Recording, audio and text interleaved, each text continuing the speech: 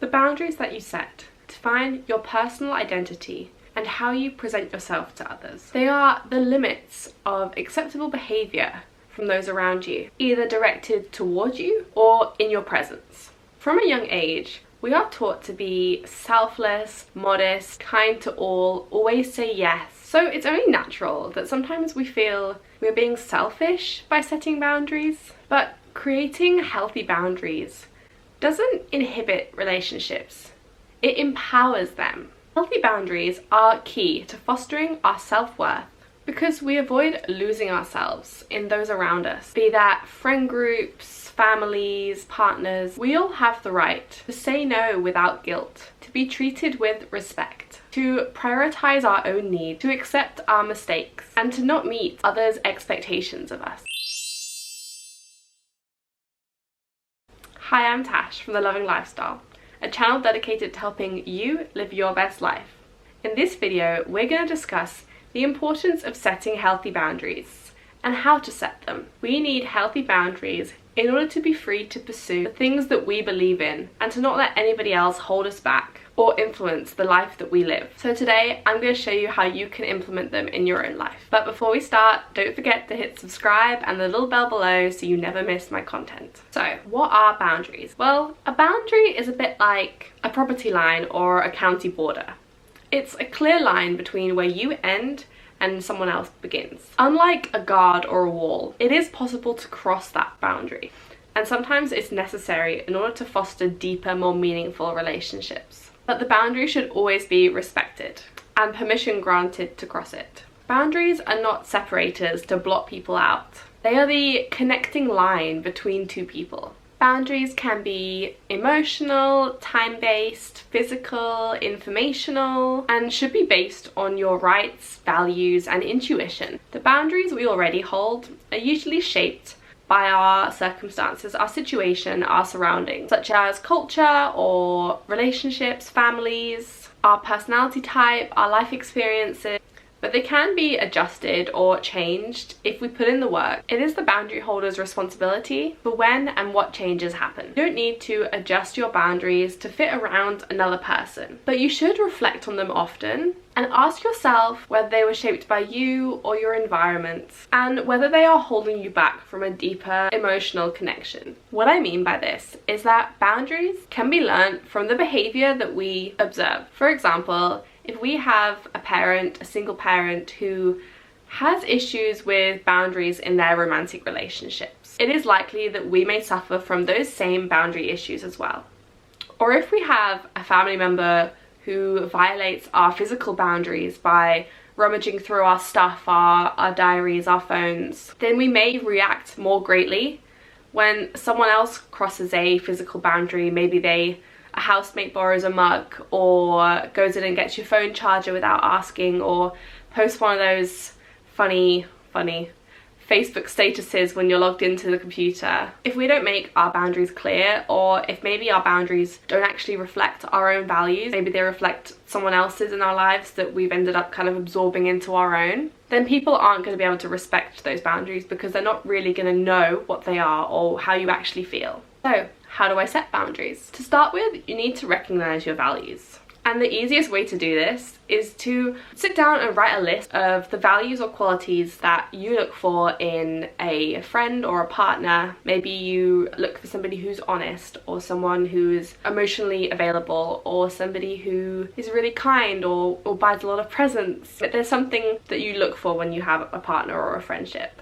Usually what you're looking for is what you value anyway. It's what you value yourself. It's what you should be projecting into the world as well. Next, you need to recognize what behaviors or actions go against these values. And when you notice these actions being done around you or towards you, notice how it makes you feel and whether you feel uncomfortable around them. These are the things that you need to set boundaries for or against. So once you've established what you value, define the parameters around the boundary you want to set, and communicate exactly what this means for your relationship with that person or people in general. You want to keep it simple and express why that boundary is important to you. This can either be done face to face with the person you're setting the boundary with, if you have a particular person in mind or a particular relationship in mind, Or you can write it down for yourself so that you know that you can implement it in the future when that situation arises. When you express why the boundary is necessary, try not to go too deep into its meaning or over-explaining why you need that boundary. Simply saying, because I need time alone to process, because I need notice in order to efficiently organize my time, because I value my privacy. These are all legitimate reasons to set a boundary with someone. You don't need to over-explain why you need that boundary. You have the right to make that decision. It is your life, after all. Something to note here is to make sure that if you're talking to somebody in particular about this boundary, make sure you're phrasing it around yourself and not directing it at them. So, for example, rather than saying, you need to not do X, instead say, I need X. Be assertive and consistent. It's hard to respect others' boundaries if they're a little bit lax with them or if they're moving all the time. If you're feeling particularly weak-willed one day and you end up saying yes to something that perhaps you actually don't value or don't want to be a part of, then it makes it harder for that person to respect your decision in the future if you decline the invitation the next time. Very importantly, do not apologize for the boundary that you are setting. It sends mixed signals and it allows the other person to manipulate the situation. Their reaction to your decision is their issue. You may have feelings of guilt, shame, embarrassment over setting a boundary, especially if it's for the first time with someone or especially if you've been prone to people pleasing in the past. But know that the first time is the hardest, and the more that you develop your self-worth through this boundary setting, you'll feel more comfortable articulating your needs clearly and unapologetically. You have the right to decide what you do and do not want to do. You can express that you need time to grieve or process.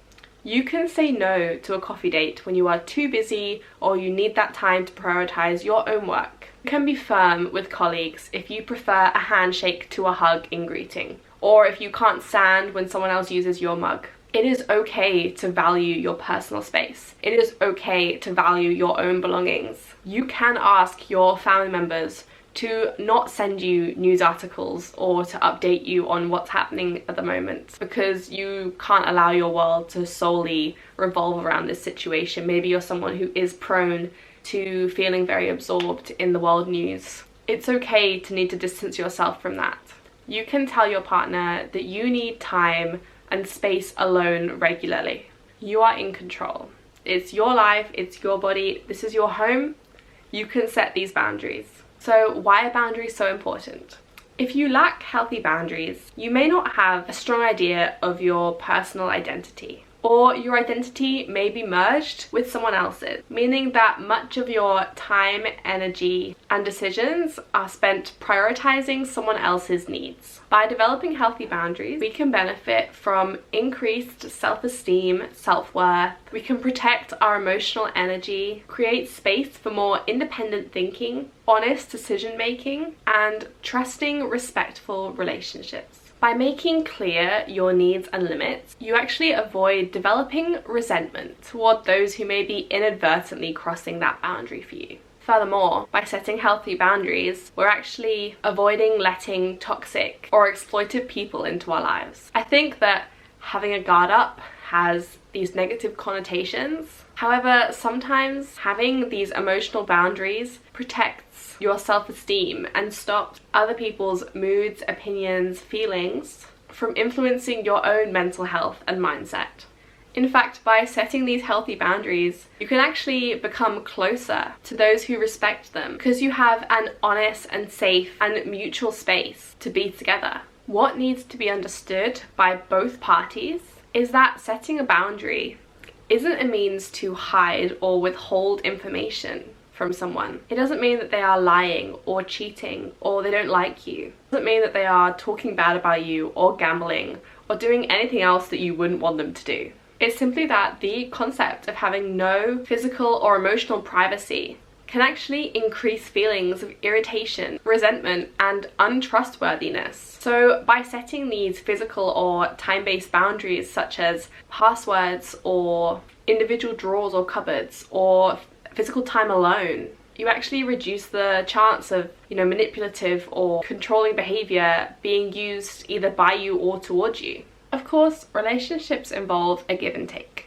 but it should be a equally giving and benefiting situation. The exact actions may look different for each person depending on their values or where they draw the line between giving and giving over. But at the end of the day, a healthy relationship is one with equality. Your body is your home. It is your temple. It is yours and only yours. So it's necessary to have some house rules about how to treat it. It can be as simple as not eating dairy because you're lactose sensitive and it throws your precious body off balance. Or maybe you are the kind of person who has to get 8 hours sleep to function fully. Maybe you don't wear underwear because you enjoy the feeling of freedom. Maybe you are someone who does not go bowling.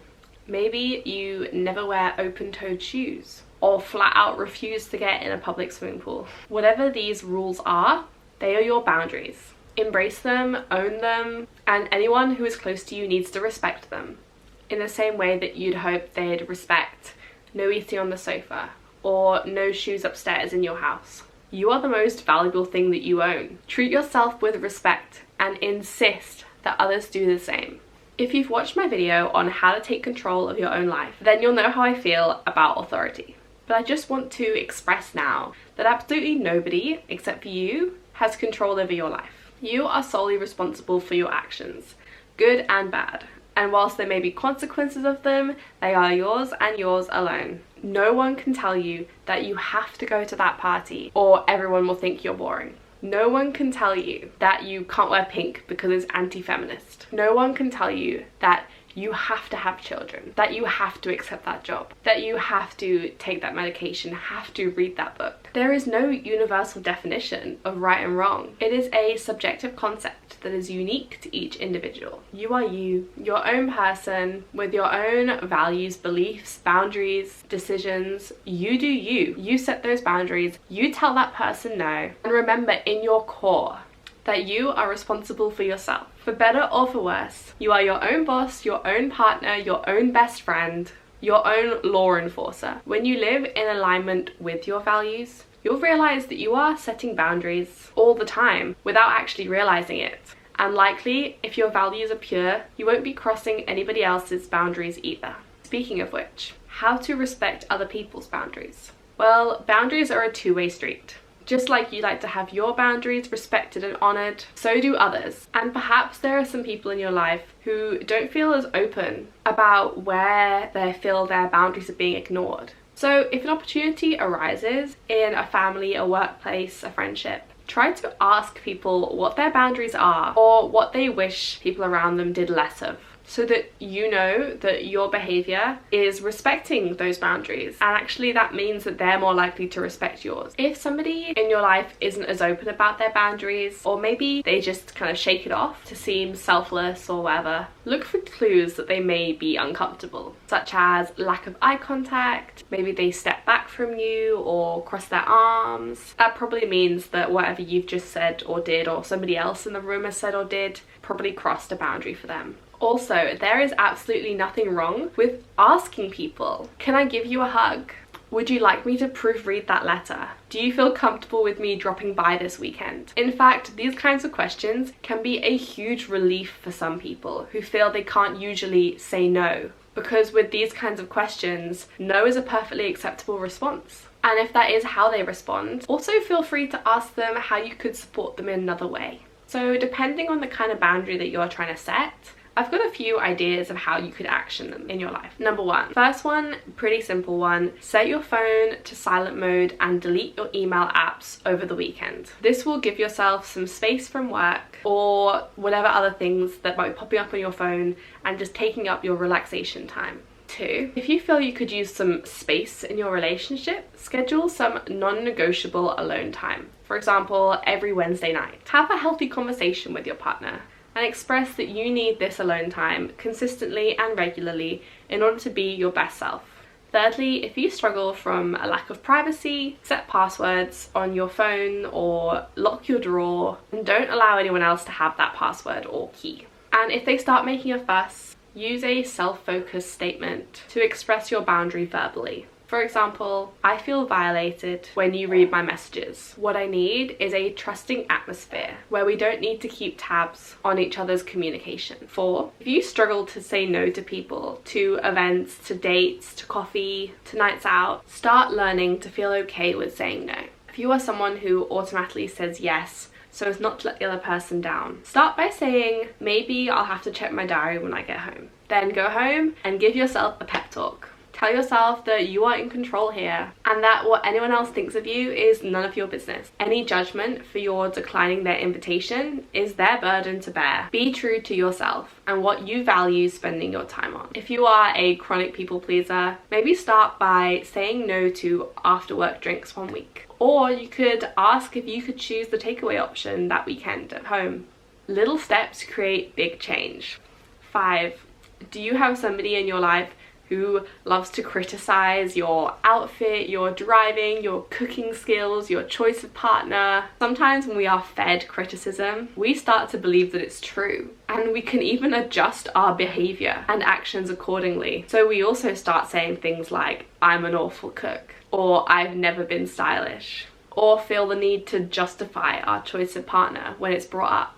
It becomes a cycle of criticism leading to actions in line, leading to validation of said criticism. And suddenly we really believe these things about ourselves and we second guess our ability. Something that I'm trying to do is to firstly stop saying these negative things about myself to begin with. That way no one can pick up on them and use them against me to validate that statement. So for example, I do this by correcting my unhealthy self-talk, which I actually did a video on and it's linked just up here if you want to check it out. And secondly, I'm trying to speak up when someone is crossing my boundary by making little comments or jokes at my expense or by criticizing my ability. Banter is one thing, but sometimes people are just rude. And they think they can get away with it because maybe, like me, you're a pretty chill person who is rarely involved in any kind of drama and has probably had a handful of arguments in her whole life. The thing is, words hurt. And even if you brush it off or change the topic, or even maybe you actually agree with the comment or criticism, it can fester in your mind and you may end up changing your actions in line with that comment. You might stop trying to put together cute outfits altogether because I'll never be stylish. Or maybe your cooking will actually get worse because you start to believe that being a bad cook is just part of who you are. Or maybe you start apologizing to people before they even get in your car. Or maybe you start picking apart your relationship, wondering if those comments might actually be true. So if you do want to speak up when people are crossing that boundary for you, try saying things like, I'd appreciate your support in my choices. Or, I feel judged when you address this topic in that way. What I need is respect in my ability, choices, decisions, things I like. It is crazy how much we let other people influence our lives, thoughts, actions. We need to work on developing our sense of self in a positive light so that we aren't encouraging or validating judgment from others and are confident in speaking up when others upset us and challenge our self-worth. And we can do this by setting healthy boundaries. Now, what to do when people don't respect your boundaries? It is important, of course, to be open to experiences, opinions, opportunities, but by opening yourself up, you of course leave yourself vulnerable to being taken advantage of or taken for granted. There is a balance between being open-minded and friendly and being walked over, and it is important to self-protect. By setting healthy boundaries, you know when to draw the line. I don't think people mean to cross boundaries or to come across as rude, at least not good people. But if someone doesn't know your boundary, you can't blame them if they overstep.